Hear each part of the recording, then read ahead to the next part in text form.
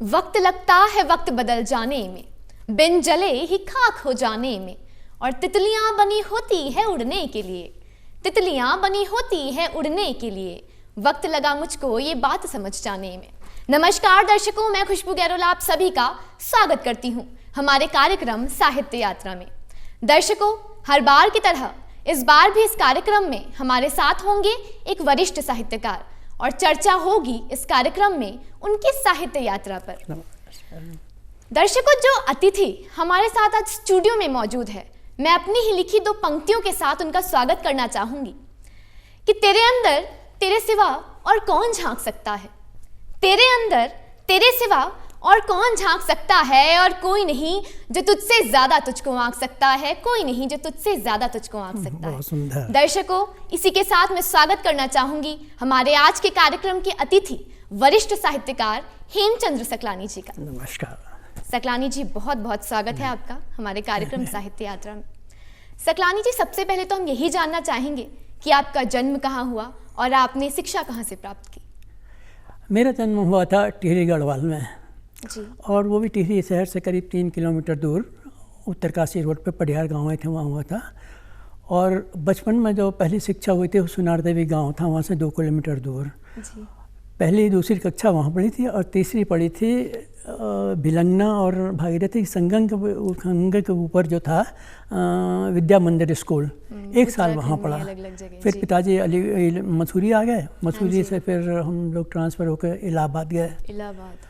तो 5वीं से वहाँ पे इलाहाबाद में शिक्षा की शुरुआत हुई हमारी जी, जो मुझे याद है।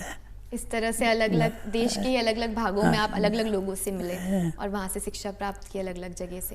तो जी, अच्छा सकलानी जी, जैसे कि आज का कार्यक्रम खास तौर पर आपकी साहित्य यात्रा पर हम चर्चा करने वाले हैं, तो हम सभी बहुत उत्सुक हैं ये जानने के लिए कि आपकी जो ये साहित्य यात्रा है, इसकी शुरुआत, इसका आरंभ किस प्रकार हुआ। ऐसा हुआ, तो बचपन में मेरे ख्याल में सन 60 की बात थी जी। 7-8 वर्ष का रहा हुआ। एक दिन माँ ने मुझे बहुत पीटा।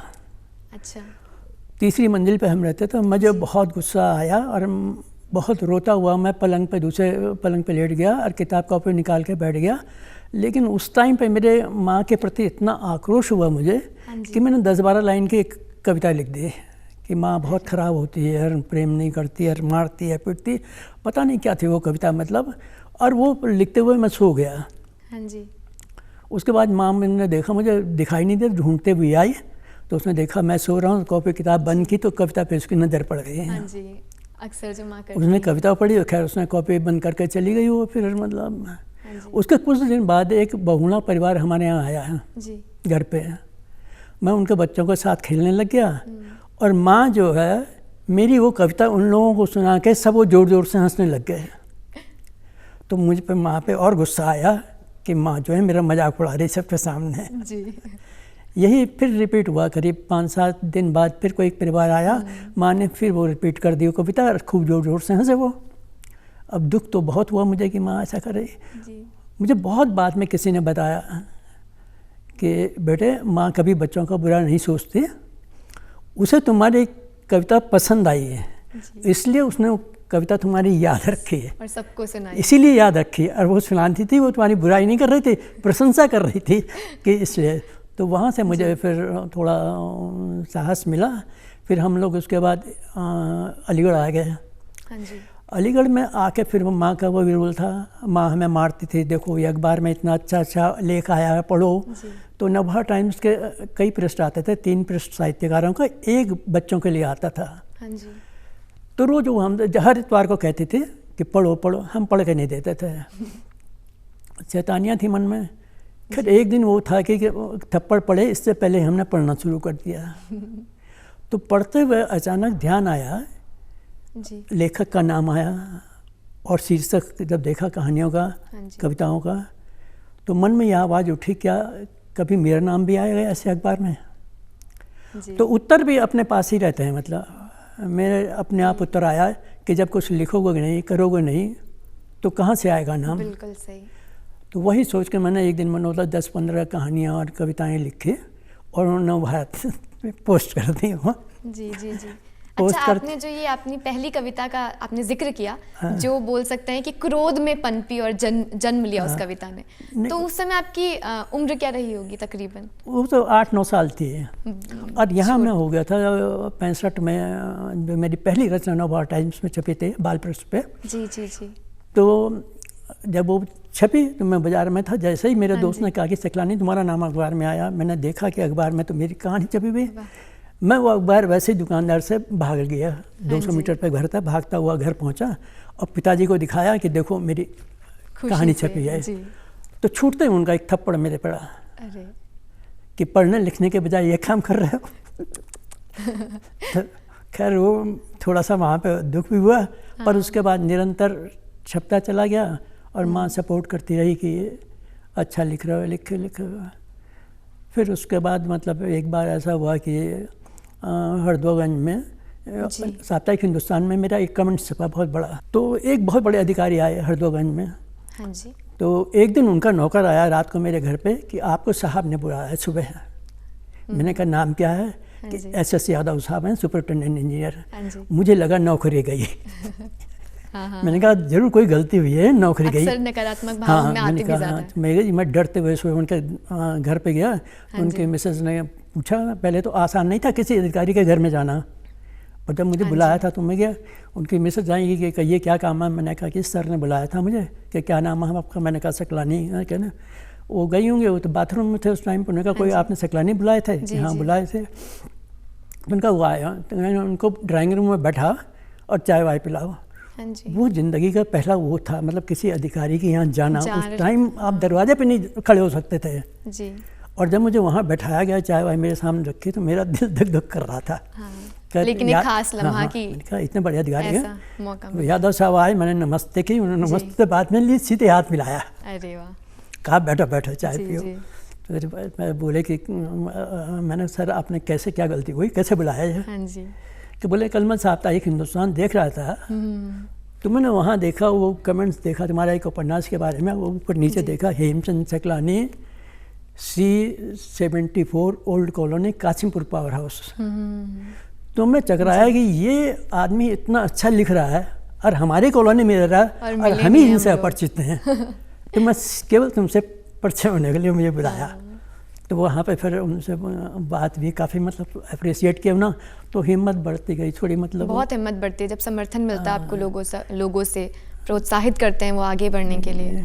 और उसके बाद वो घटना मैं बताऊं जो असली, जो कई जगह प्रकाशित हुई, मतलब राष्ट्रकवि सोहन लाल द्विवेदी जी के साथ एक बहुत बड़ा कार्यक्रम हुआ अलीगढ़ में, और आए वो सारे इंजीनियर्स बड़े बड़े हैं। तो मैं सबसे पीछे बैठा हुआ था पांडाल में, लड़कों के साथ बैठा हुआ था मैं। ये मुझे लग रहा है काफी रोचक किस्सा सुनाने वाले हैं आप। द्विवेदी जी भी बड़े बड़े लोग, उनके पाँव छू रहे थे, मैं तो कुछ भी नहीं था जी। मैं कभी मंच पे नहीं चढ़ा, बोला नहीं कभी, मतलब वही बचपना था 65 साल की एज में, 75 साल की एज में भी, 75 की बात है। तो ये मेरा नाम अनाउंस कर दिया वहाँ पे कि सकलानी जी आपके सामने अपनी रचना पढ़ेंगे। राधे श्याम प्रगल्भ, मतलब अशोक चक्रधर के वो फादर वहाँ पे बैठे हुए और द्विवेदी जी बैठे हुए। तो मैंने वहीं से हाथ हिलाया, मैं नहीं आऊँगा। 2 बार किया उन्होंने, दोनों बार, तीसरे बार किया तो मैंने फिर हिलाया। तो द्विवेदी जी ने देखा कि वो लड़का सामना मना कर रहा है। उन्होंने संचालक को बुलाया कि इसको यहाँ मेरे पास भेजो, क्या बात है? मुझे बुलाया कि आप पढ़ क्यों नहीं रहे हो? हाँ जी। मैंने कहा ये तो वैसे ही मेरा नाम लिया इन्होंने, मैंने कुछ लिखा पढ़ा ही नहीं। इतने लोगों के सामने तुम्हारा नाम लिया, जरूर तुमने कुछ न कुछ लिखा होगा। मैंने कहा हाँ लिखा है। तो बोला चल सुनाओ। मैंने कहा मुझे याद नहीं है। तो कहाँ लिखा? मैंने कहा डायरी में। कि डायरी कहाँ है? कि घर पे। मैंने कहा, तो उन्होंने संचालक को बुलाया कि घर से इसकी डायरी मंगाओ। तो करीब आधा किलोमीटर दूर पर घर था कॉलोनी में हमारा। वो डायरी मंगाई गई। रात को 1:30-2 बजे उन्होंने मुझसे वो कविता पढ़वाई वहाँ पे जी। कविता पढ़वाने के बाद जब मैं पढ़ चुका, फिर मुझे बुलाया यहाँ। हाँ जी। हाँ। कौन सी कविता थी जिसके लिए आपको इमरजेंसी पे थी 75 में ना? अच्छा, उस पर आपने लिखा था। मुझसे बोले कि ऐसा है कि कार्यक्रम खत्म हो जाए। हाँ जी। तो मैं इंस्पेक्शन हाउस के रूम नंबर 3 में रुका हुआ हूँ। बुलाया उन्होंने आपको? हाँ। तुम कार्यक्रम खत्म होने के बाद मुझसे मिलना। अब वो तो कार में चले गए। हाँ जी। मैं साइकिल से गया। तो मैंने दरवाज़ा खटखटाया, दरवाज़ा खोला, बोले आओ मतलब। तो वो लोग कि अच्छा दिखाओ डायरी कहाँ है। जी। डायरी खुली, एक एक करके पृष्ठ पलटे, फिर कंधे पे हाथ रखा, बोला बहुत अच्छा नहीं लिखा। अब उनका ये कहना था कि बहुत अच्छा नहीं लिखा, तो आत्मग्लानि और दुख इतना हुआ कि मैं क्यों लिखता हूँ, मुझे लिखना नहीं चाहिए, मुझे आता ही नहीं है मतलब। जी। तो वो देखिए उस महान व्यक्ति का, उसने मेरे चेहरे के भाव पढ़ लिए जी। और कहा सुनो, मैंने ये कहा है कि बहुत अच्छा नहीं लिखा, मैंने ये नहीं कहा कि खराब लिखा है। जी, सच में मैंने ये नहीं कहा खराब लिखा। फिर लगभग एक जैसा, पर काफ़ी इसमें अंतर है। बोला लिखने का मन करता है। जी। मैंने कहा लिखने का मन करता है। तब उन्होंने कहा कि कभी छोड़ना मत ला, अगर मन करता है। आपको प्रोत्साहित किया बढ़ने के लिए आगे। तुम सफल हो गया आगे जाकर। जी। तो मैं उनके पाँव छूने को झुका। जी जी। उन्होंने ऊपर उठाया मुझे, जी। गले से लगाया उस टाइम पे, और 2 पंक्तियाँ में डायरी पे लिखी हैं। वंदना में मैं तुम्हें हरगिज झुकने न दूंगा, वंदनीय तुमको बनाने में आ रहा हूँ। वाह, मतलब मैं तुम्हें ऊंचा उठाने के लिए आ रहा हूँ, गिराने के लिए नहीं। तो वो मेरा काफ़ी जगह प्रकाशित। बहुत अच्छा लगता है जब आप साहित्य के क्षेत्र में, चाहे किसी भी क्षेत्र में, जब आप आगे बढ़ो और वहीं के नामी लोग जिन्होंने एक अलग पहचान बनाई है वो आपको प्रोत्साहित करें आगे बढ़ने के लिए, तो ऐसे प्रेम जब मिलता है तो बहुत अच्छा लगता है। यही था मतलब कि जैसे हमने बताया कि समुद्रानंद में 2 पंक्तियाँ लिखी थी। जी जी जी। वियोगी होगा पहला कहीं आह सुप्ता हो का गान। अब आप इतिहास को अगर देखें, मतलब हाँ जी, जितने भी साहित्यकार हुए सबका जीवन बहुत दुखमय रहा। सूर, कबीर, तुलसी, निराला, पंत, मतलब आप वहीं से पनपी उनकी कविताएं। नीरज जी जो हैं, इनका पूरी मैंने वो पढ़ी, तो इनका जीवन तो साहित्य वहीं से उपता है। जैसे कमल है ना, कीचड़ में उगता है, पानी में नहीं उगता। तो साहित्य जब संघर्ष होगा, परेशानियां होंगी, दुख होगा, तभी निकल के आता है अच्छा साहित्य। अच्छा सकलानी जी, वैसे तो आपने बहुत सी कविताएं लिखी है, पर आपकी कुछ पसंदीदा पंक्तियां किसी भी रचना की जो आप सुनाना चाहें? मैंने अपनी एक रचना में, मतलब पूरे क्योंकि यात्राओं पर मैंने बहुत पुस्तकें लिखी। यात्राएं क्यों हो, क्या होती हैं, उस पर एक है कि जब आप ये देखें, यात्रा मीन्स गतिमान। अगर हम बैठे रहे तो हम यहीं ठस हो जाएंगे। जी। गतिमान, हमारी रगों में खून बहता है, तो इसलिए हम चलते फिरते हैं। तो यात्राओं का यही अर्थ है। तो मैं बता रहा था कि जैसे बच्चा जन्म लेता है ना, हाँ जी, तो क्या करता हो, वो 1-2 महीने बाद पलटता है। उसके सामने आप कोई भी चीज़ रखिए, वो उसे जिज्ञासा बढ़ती है वहाँ तक उस चीज़ को छूने की, ये क्या है, मतलब कैसा है, पाने की लालसा होती है। यात्राओं का यही उद्देश्य होता है कि आदमी ये जानने जाता है कि वहाँ क्या है, कैसा है। तो उसी में ये रचनाएं मिली कि नन्हे नन्हे कदम होते गए बड़े, नन्हे नन्हे कदम होते गए बड़े, नापते धरती सागर आकाश। वाह। आज आदमी सागर ना आकाश ना पाया, बचपन से ही चलना उसका प्रयास रहा। नन्हे नन्हे कदम होते गए बड़े, नापते धरती सागर आकाश, सागर की गहराई या आकाश की ऊंचाई, उड़ गई यात्राएं हैं चांद और मंगल तक। वाह। सागर की गहराई या आकाश की ऊंचाई, उड़ गई यात्राएं चांद और मंगल तक। यात्राएं ही तो हैं जो छोड़ जाती हैं अपने पीछे सदियों की सभ्यता और संस्कृति। जो कुछ गुजर गया वो हमें उनसे दिखाई पड़ता है। यात्राएं हैं तो जो छोड़ जाती हैं अपने पीछे सदियों की सभ्यता, संस्कृति, इतिहास, पुरातत्व का शिल्प, उन्नति, विकास की गाथाएं सदियों के लिए। जो कुछ आज गुजर रहा आगे आने वाली सदियों के छोड़ जाएगा। राम का वनवास हो या पांडवों का, राम का वनवास हो या पांडवों का, फाहियान या अलबरूनी से लेकर अब्दुल रजाक, राहुल सांस्कृतान तक, या फिर कोलंबस से वास्को डिगामा तक, सब यात्राएं करती रहें स्थापित यात्राएं नए नए आयामों को। बहुत करती रहें स्थापित यात्राएं नए नए आयामों को, या फिर रहीं कभी कभी गुमनाम, या फिर रहीं कभी कभी गुमनाम, ताकि गतिमान रहें यात्राएं भविष्य के लिए। दुखद हो या सुखद, टाइटैनिक का डूबना हो या कल्पना चावला का होना हो अंतरिक्ष में विलीन। वाह। गतिमान रहें यात्राएं भविष्य के लिए, दुखद हो या सुखद, टाइटैनिक का डूबना या कल्पना चावला का अंतरिक्ष में होना विलीन। रुक नहीं पाई यात्राएं, रुक नहीं पाई यात्राएं। हम रहें ना रहें पर गतिमान रहें यात्राएं। हम रहें या न रहें पर गतिमान रहें यात्राएं। नए नए इतिहासों को रेखांकित करने के लिए यात्राएं। तुम जिंदा रहोगे तो जिंदा रहेंगे हम। यात्राएं, तुम जिंदा रहो बहुत तो जिंदा रहेंगे हम, गतिमान रहेगी पृथ्वी, तुम जिंदा रहना बस इस धरती के लिए, हम सब के लिए। सच में सकलानी जी, हम रहे ना रहे पर यात्राएं एक इतिहास बनाती चलती है। अब देखिए, प्रकृति की सबसे सुंदर जो उपहार है जी पृथ्वी के लिए, हाँ जी, वो यात्राएं हैं। मतलब अच्छा, आपने यात्रा संस्मरण भी लिखे हैं, तो आपने कविता सुनाई, तो उसके बारे में भी बताइएगा कि कैसे आपने एक चीज पे ध्यान दे रहा था ना कि प्रकृति ने जब ब्रह्मांड बनाया, सारे ग्रह यात्राओं पे रहते हैं जी। अगर सूर्य यात्रा पे न रहे तो मौसम यात्राओं पे नहीं रहेंगे। एक ही मौसम रहेगा, एक ही दिन सूर्य चमकता रहेगा तो कुछ नहीं रहेगा फिर। तो यात्राएं जीवन के लिए बहुत ज़्यादा महत्वपूर्ण है। आप उसकी कह रहे थे यात्राओं के कैसे आपने शुरुआत की यात्रा संस्मरण, आपने कैसे सोचा? पहले से आप घूमने के शौकीन रहे, तब आपने सोचा कि अब मैं लिखता भी हूँ तो लिखा जाए कुछ इस पर, या खास तौर पर लिखने के लिए आपने यात्रा करना शुरू किया?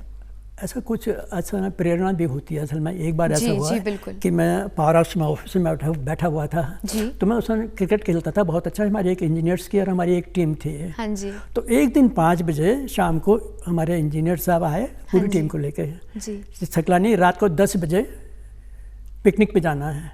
अच्छा। अब आप सोचिए, रात को 10 बजे पिकनिक, 10 बजे। जिसने भी सुना वो हंसा जब हम उसमें बैठ गए। खैर उस दिन मैं भगवान से मनाता रहा कि कुछ ऐसा करते कि न जा पाए हैं जी। और ऐसा हो गया। 9 बजे भयंकर तूफान, आंधी तूफान आया। और मैं लेट गया बिस्तर पर। मैं कहा अब तो कोई आएगा नहीं, माँ को मना कर दिया, बता देना कि सो गया। लेकिन वो 15-16 लोग आ गए, सब बरसाती पहने, छाता ले हुए, मुझे उठाया और चल दिए।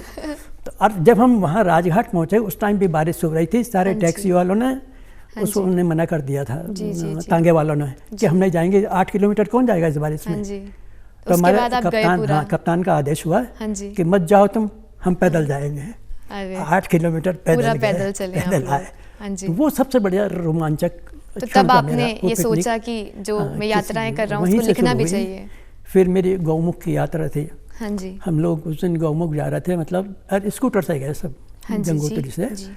रास्ते में स्कूटर पंचर भी हुआ, झाड़ियों में छुपाया, फिर मतलब बाद में हो गए। उस दिन गंगोत्री में राष्ट्रपति वेंकटरमण आ रखे थे, तो सारे कमरे बुक थे जी। बहुत मुश्किल से एक कमरा हमें मिला। 16 लोग हम उस कमरे में बैठे रहे, वहीं रहे जी।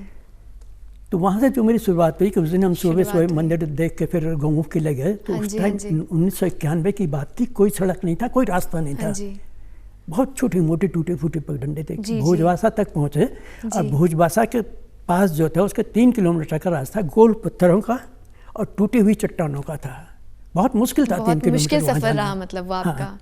अब जब हम वहाँ खड़े हो गए सोच रहे कैसे जाएं, न जाएं सबके सब, तब तक एक साधु हमें दिखाई दिया जी, जिसका एक पैर था, लंगड़ा था वो, और दो बैसाखी के सहारे जब हमने उसे चलते हुए देखा, पत्थरों पे और चट्टान पे चढ़ते देखा, तो वहाँ से प्रेरणा मिली आपको। हमने कहा जब वो चल रहा है तो हम भी चल सकते हैं। जब हम ये जा सकता तो हम क्यों नहीं जा सकते। हाँ जी।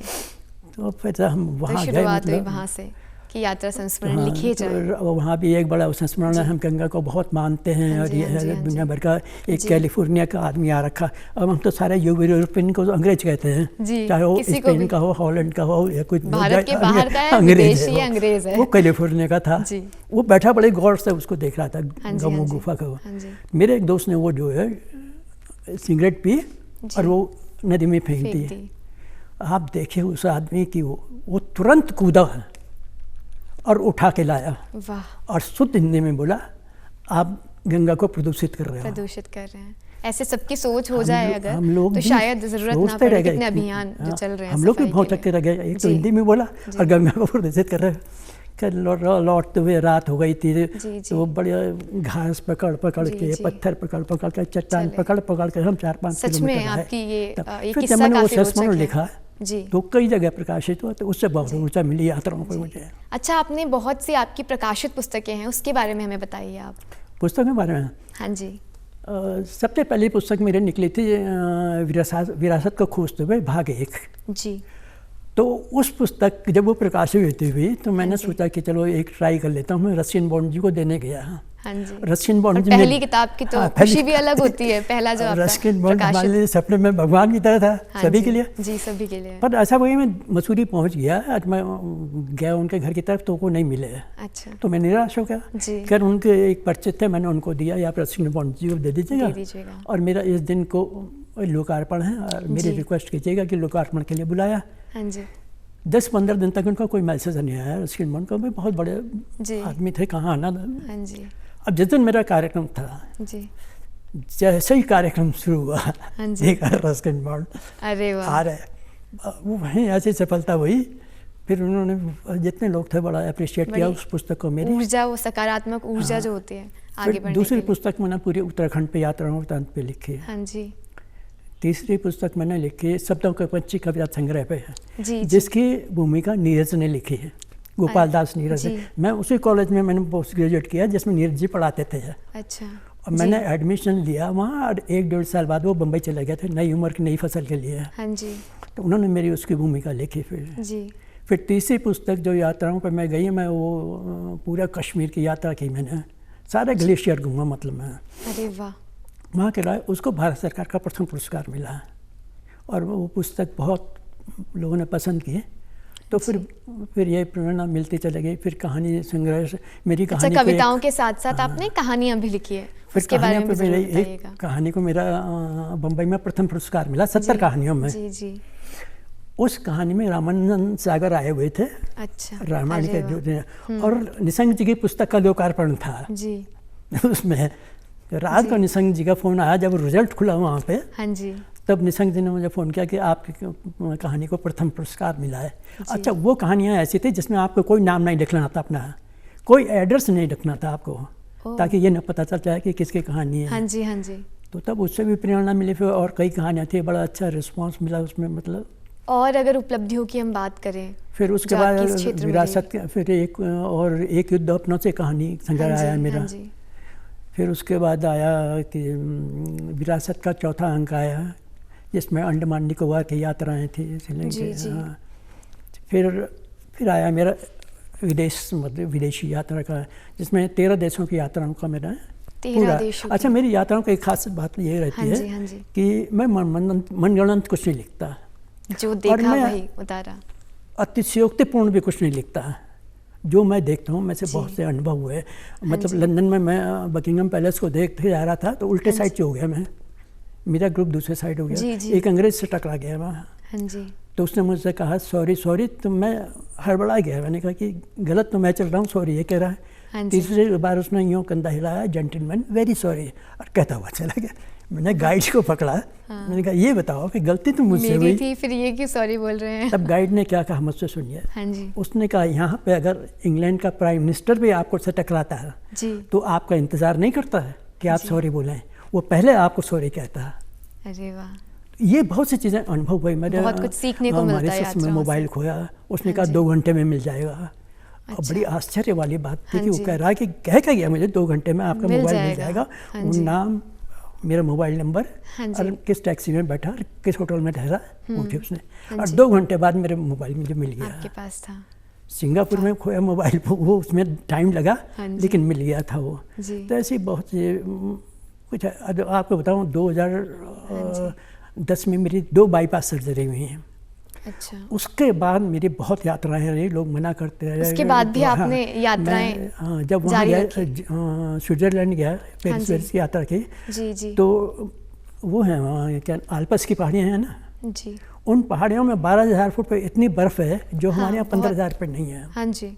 जहाँ ऑटोमिक भाभा का वो टकराया था, प्लेन टकराया था, उस टाइम वहाँ पे भयंकर बर्फीला तूफान था।